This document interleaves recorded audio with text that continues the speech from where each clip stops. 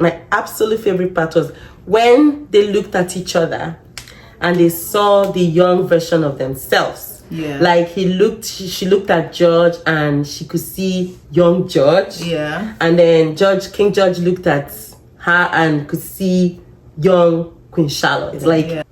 Hi beautiful people, welcome to my channel. Long time no sit down video. My name is Neze and I'm here with my friend Michelle. And today we're here to talk about Bridgerton Queen Charlotte story. So this series, I've taken a while to talk about it because I wanted people to kind of watch it first because I didn't want to give spoilers. But this series is fantastic. It's amazing. I loved the first season, but I didn't like the second season so much.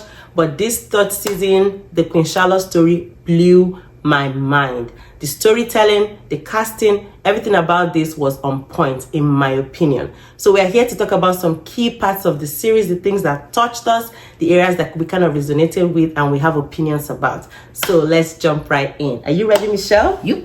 Okay, let's go. So I think Michelle will go first. What's the first thing you want to talk about? Let me go through my notes because I had jotted some things down so I do not forget about it. So first of all, I want to talk about the strong personality of Queen Charlotte.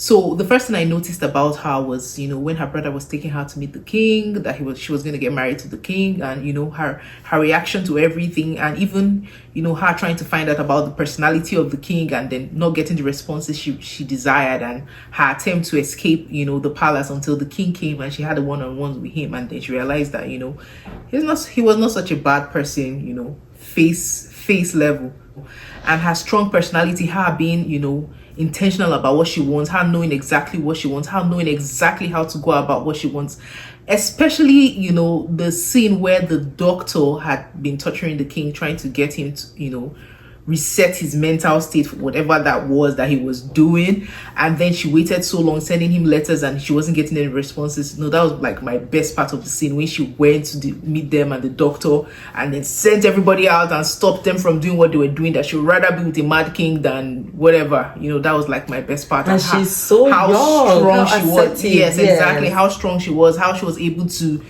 hold her ground, even when she stood up to the queen. Now that was spot on for me. And I didn't even realize how young she was until I checked, and they said she was 10 and 7, that she was just 17 years old. So yeah, her strong personality was very impressive. I really, really like that about her. And the second thing for me, I'm taking over from Michelle. We're going to take turns in talking about the things that resonate with us the most. The thing that resonated with me a lot was the friendship between the ladies, Lady Danbury, Queen Charlotte, and Lady Violet Bridgerton. So I'm all about friendships and all that stuff. I love female friendships.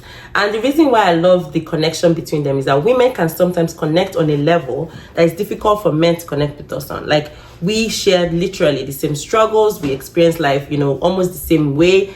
And I loved how much those ladies were able to bond and talk about the things that would normally be difficult conversations. Yeah. Like when Lady Danbury talked about her relations with her husband and how she kind of tolerated it and all that stuff, and how her garden bloomed later in life. You know what I mean? Like, those are kind of conversations that it was so nice to see them have, and see how that friendship had grown over the years and had blossomed. And even when they were older ladies, they were still able to connect on those things and have those really, really honest conversations with each other. Intimate conversations. Yes, that most people would shy away from having. You know what I mean? Like, so I love that part a lot. So over to Michelle for what she loves next. Okay, so the thing I like about Queen Charlotte is the fact that she was able to, or she had the ability to deviate from the set norms, because there were certain expectations of women, around that time. You were expected to do as you were told, be seen, not heard, and basically just conform to the set standards that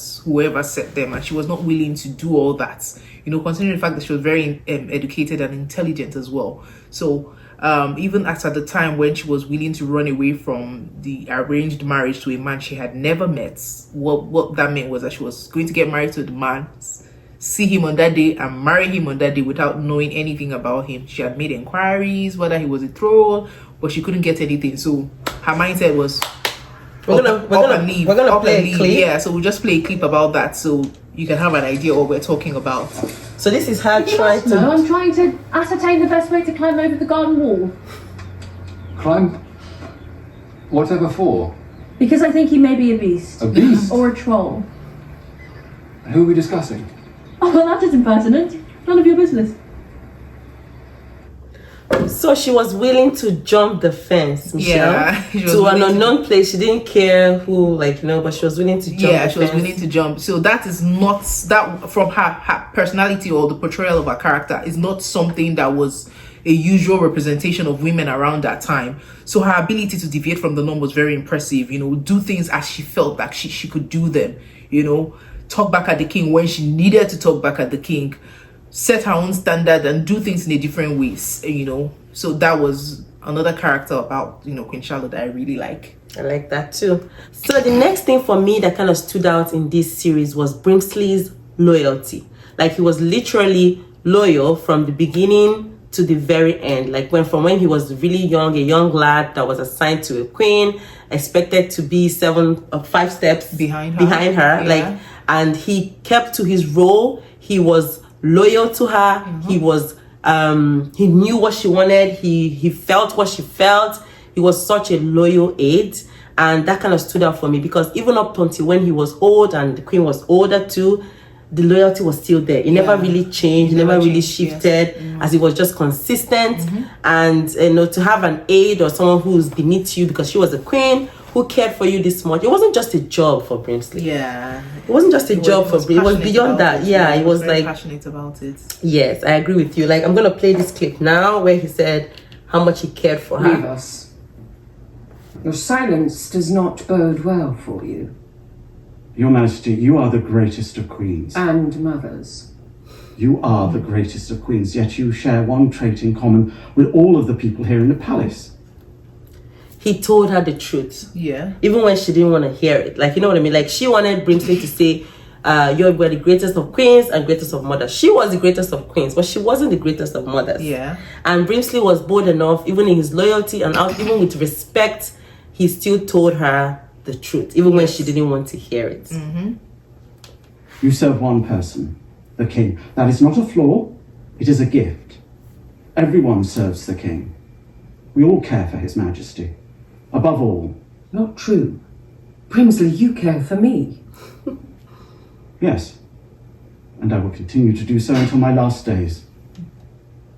He will continue to care for her until his last days. So that loyalty stood out for me. It was one of the things that I loved about the series, how consistent it was over the years and how it never changed. Yeah, that was really good. I really like that about him as well. Yes. So something I want to talk about is the love that Queen Charlotte and the king actually shared.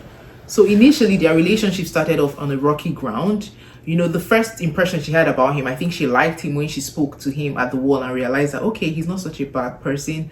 And then after the wedding, she was expecting like the best honeymoon and everything, but that didn't happen. So it fell short of her expectations, and she waited for the king, waited, and he didn't come. However, when they were finally able to, you know, mend the fence and bridge the gap, their relationship was actually very admirable. You know, the love they shared and everything. Something that I felt like was a bit inconsistent about, you know, her love for the king and everything was at the beginning of the series. If it was something we could actually just, you know, play at the beginning of the series when she was asking about if the king was dead, and even in other series, other episodes Of Bridgerton, other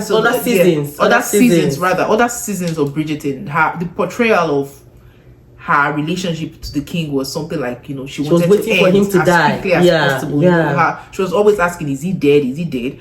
But then watching, you know, their love story here kind of tells a different story. It just doesn't add up. Doesn't add up. You love someone this much, and why are you asking if he's dead? Even if you know that sometimes he loses his memory, but you know, you chose to love him that way. So that was a bit off for me. But then something that I really liked about the season was towards the end. No, we're gonna talk about that. That'll be the last thing we talk about. Like that last scene. Oh my goodness. So that'll be the last thing we talk about. That'll be the last thing we talk about. We'll talk about that last. But so I really like the way they portrayed love and everything against all odds, against his disability, and like it's the love that stories are made of. The love that fairy tales are made of. Like it's not perfect, but she was like in it. Exactly. Like she was like, this is it. This is what I have. This is what. And this is what I'm going to deal with. If this is the flaw, I'm ready to deal with it. If my husband is mad, I'm going to love him as a mad person. Exactly. So I really like that. I really like that about it. So.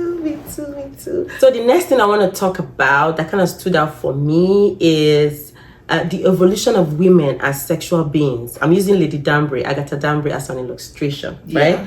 And how she was expected to endure a very terrible sexual relations with her husband, Lord Danbury, and she did for years, and she was ready to do that for the rest of her life. She was ready to stick it out and take baths when she's done. That showed how much you could see her face, like how much he disgusted her. You know what I mean? Like she just didn't like that, but she was willing to endure it and for the rest of her life. But then he died.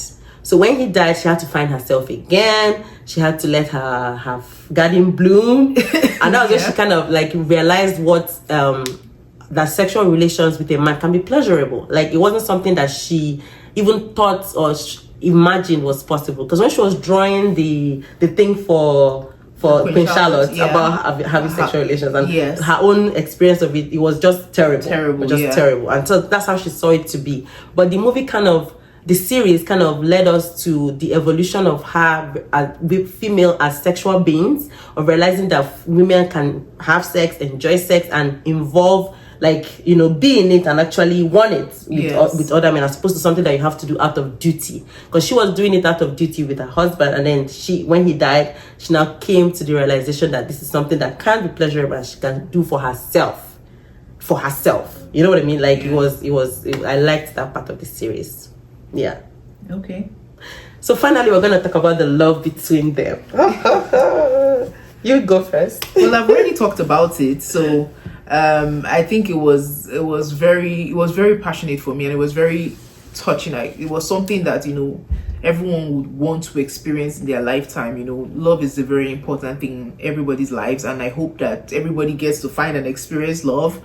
May not be the Bridgerton Queen Charlotte type. But whatever you find yourself in, I hope you find but that being said, like, it may not be the Queen Charlotte standard, but her love wasn't perfect. You know what I mean? Like she kind of took what life gave her and she ran with it. Exactly. So and that's a lesson, because love is not perfect. Exactly. Like sometimes you look at someone else's grass and you're like, yeah, these people are love. Because if you see them when George is saying, King George is saying, you're like, oh my God, what a love, I want that. But then you do not see them when you run naked at night. Exactly. Their thoughts in the roses. Exactly. So it just shows that not everything is perfect, and you have to find perfection in what you have, and just make sure that you make the best of every situation you find yourself in. So that's and for me, that's not it for me. Okay. For me, like the best thing for me was when they were under the bed.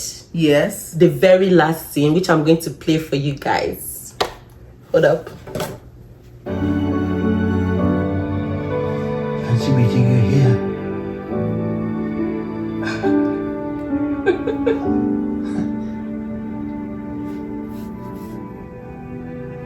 You did not go over the wall.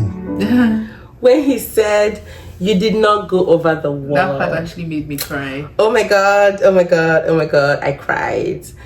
Because like, even how so many years have gone by since the wall incident happened, but it was so significant to him, significant to their relationship and their marriage, that he kept, even up until that moment, it was like, you did not go over the wall.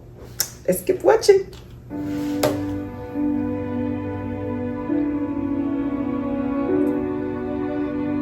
No, George. No, George. I did not go over the wall.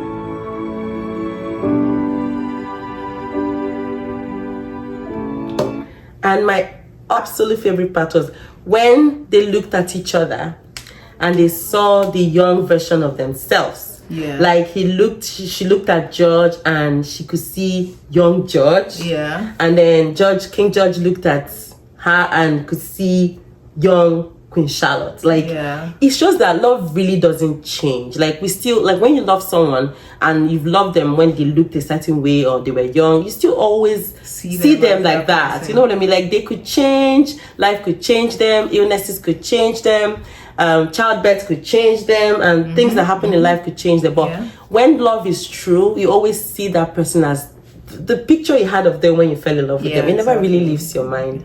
So if you've watched up to this point and you haven't subscribed, I should have said this earlier, please click the subscribe button, give this video a thumbs up, and we will see you, or I'll see you in my next video. Ciao Bella.